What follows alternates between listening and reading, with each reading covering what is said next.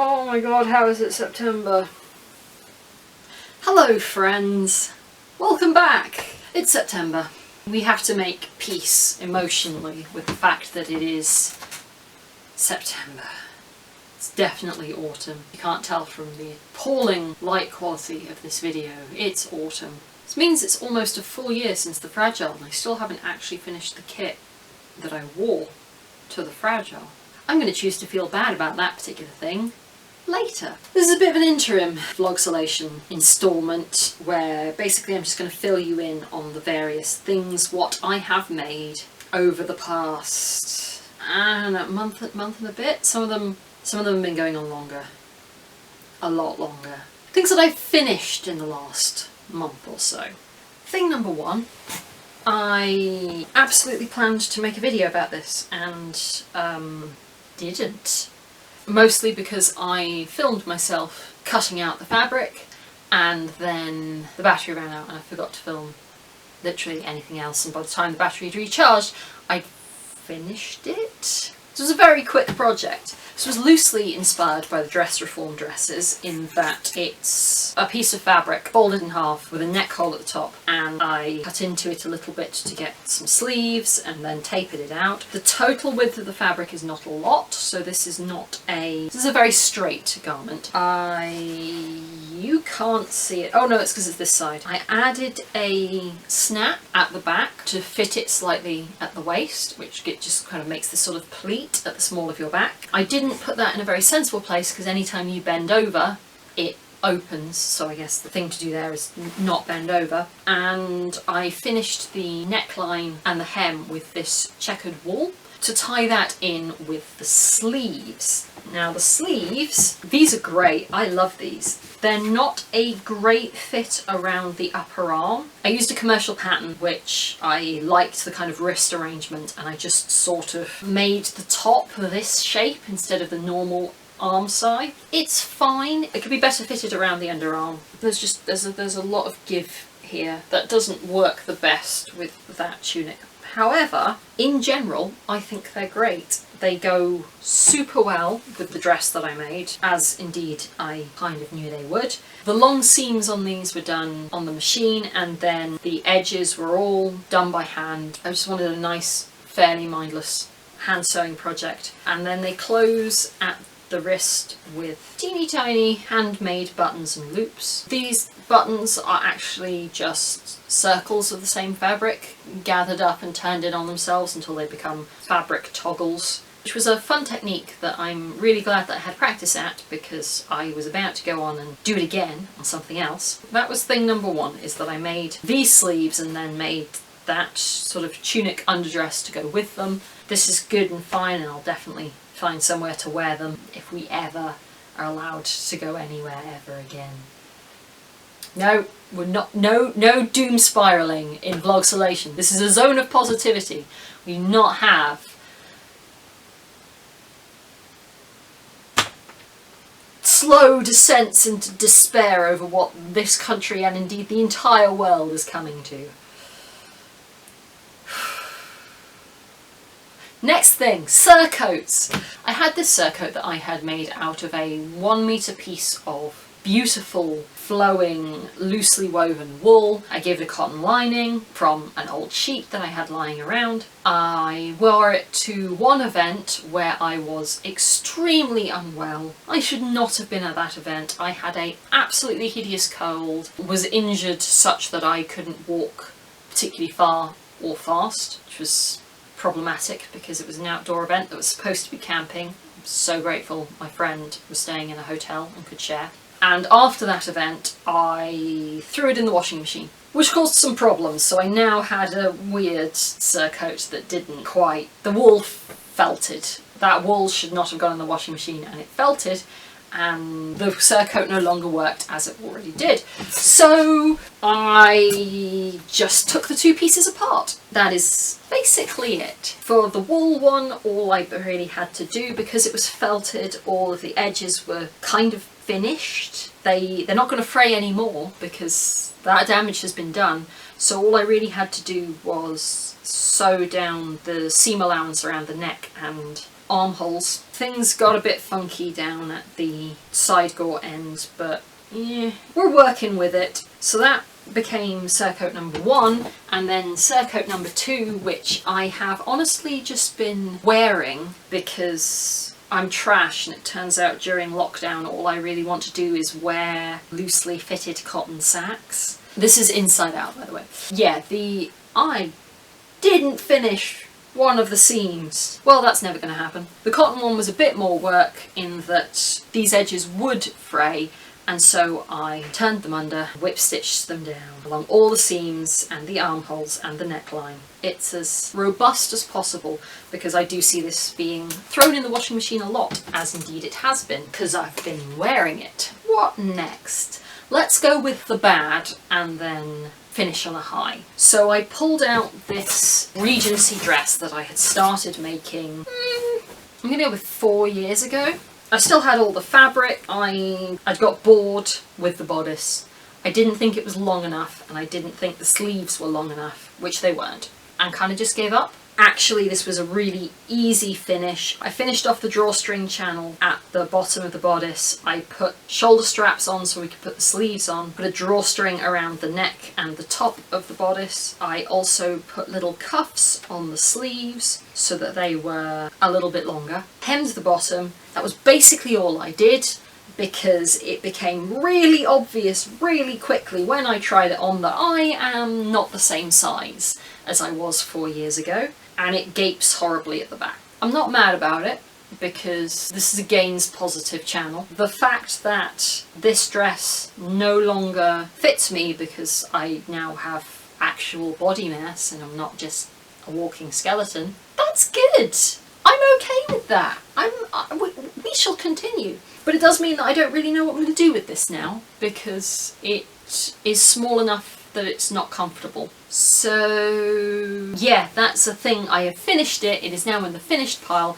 It might go to a charity shop. I might redistribute it to one of my LARPer friends. So that's a slightly less successful thing that I have completed, which moves us on to things that I have successfully completed and I'm really, really pleased with. Starting with this guy. I found this shirt, tunic, whatever you want to call it, that I'd started making about 3 years ago. For Lifeblood, that was 3 years ago, 3 and a bit.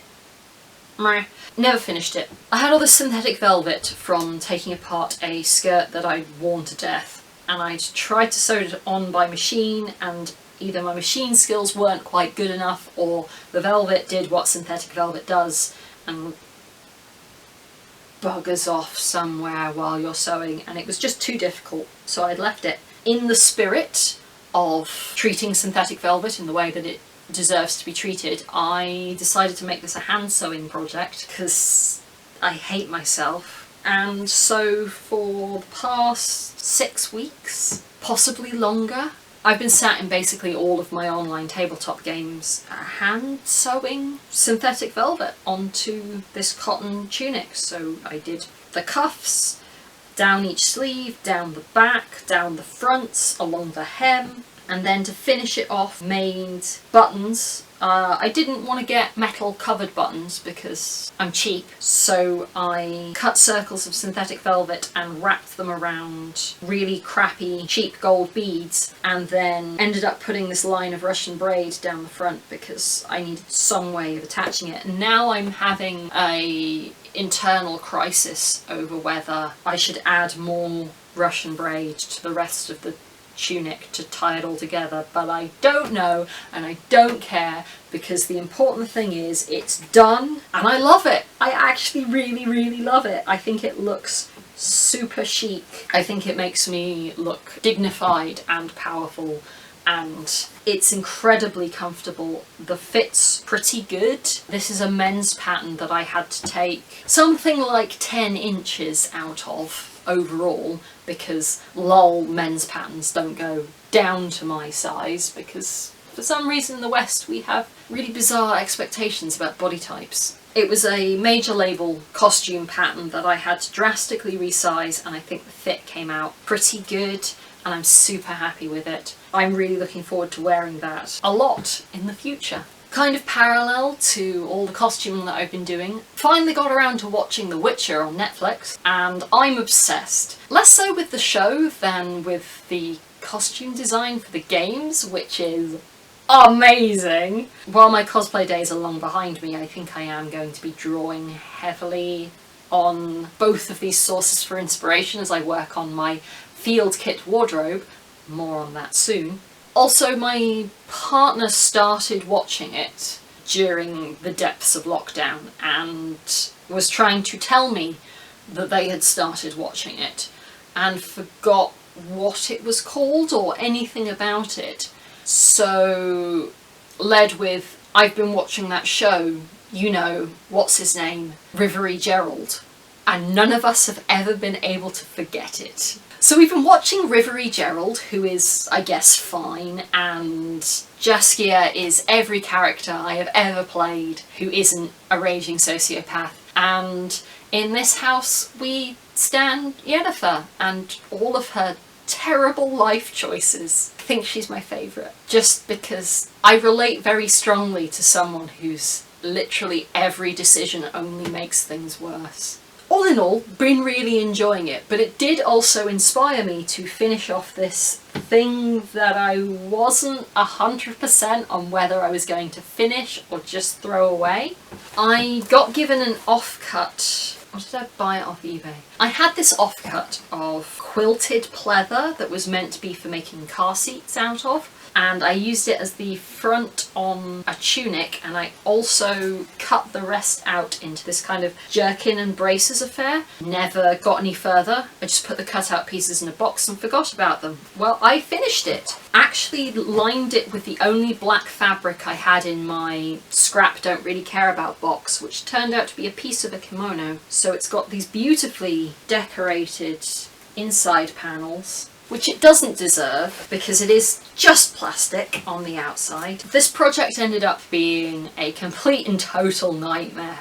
Main reason why I didn't film any of it. I miscounted on the eyelets and had to order more of the same size and hope that they still looked the same. They did, it was fine. I also broke something like 6 needles sewing this. That's a lot.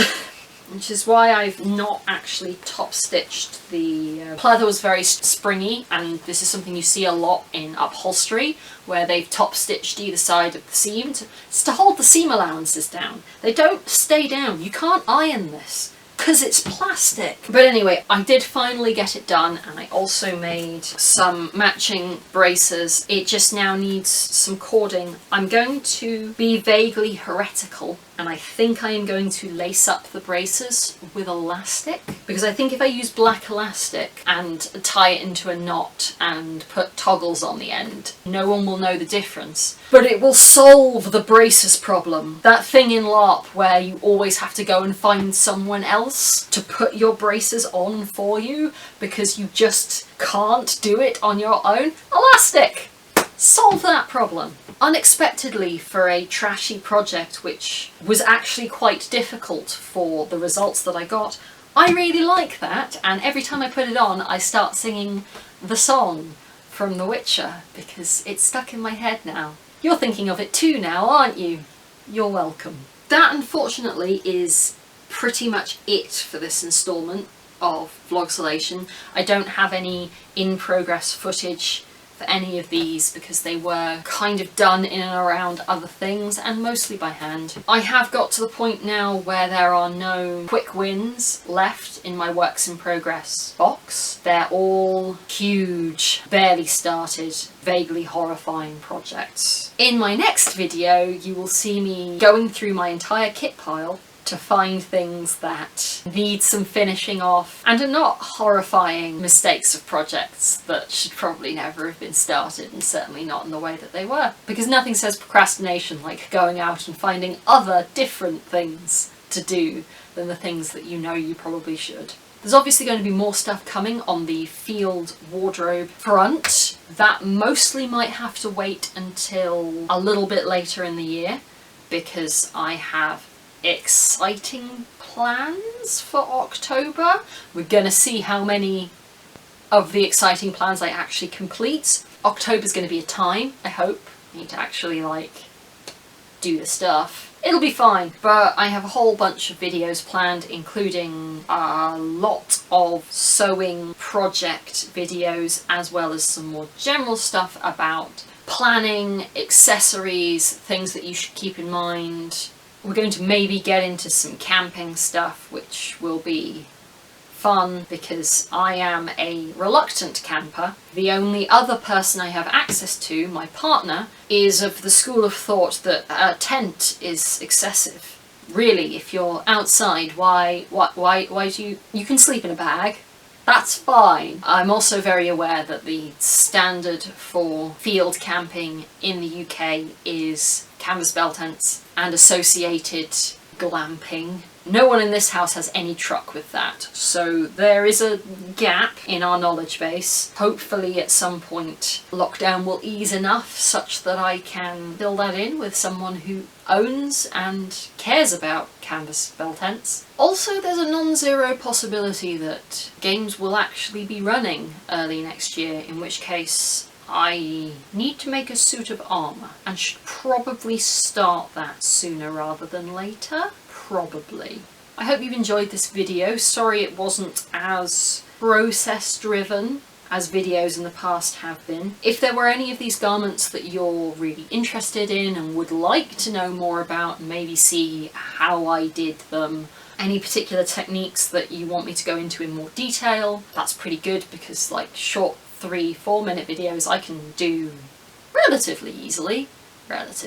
Please do let me know in the comments down below. I don't know why whenever you mention the comments you have to do the little hand dancey thing, but there you go. Don't forget to like the video, subscribe, do all the things that make the YouTube gods happy. Down in the description box you'll find a link to my Ko-fi page where you can make a one-off financial donation to support this channel. Still working on that second camera battery, so things like filming the first stage of a process and then not managing to film anything else because the battery's died won't happen. That would be nice. Stay tuned. There will be at least one other video in September, and then October will hopefully be a smorgasbord of costumey delights. Spoilers, it involves what's inside this tin.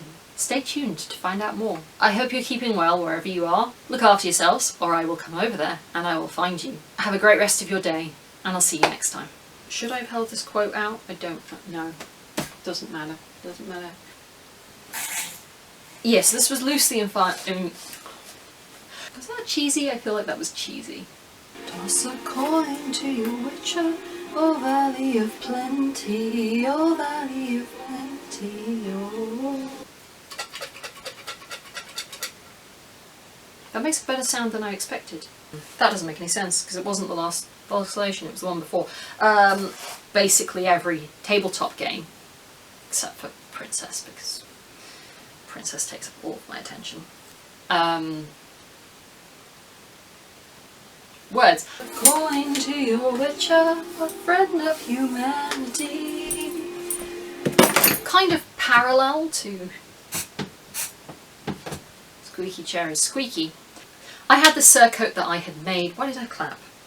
Bugger, I forgot about my tea.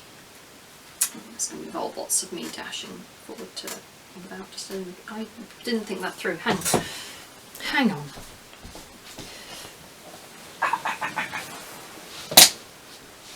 Ooh. And these. Okay.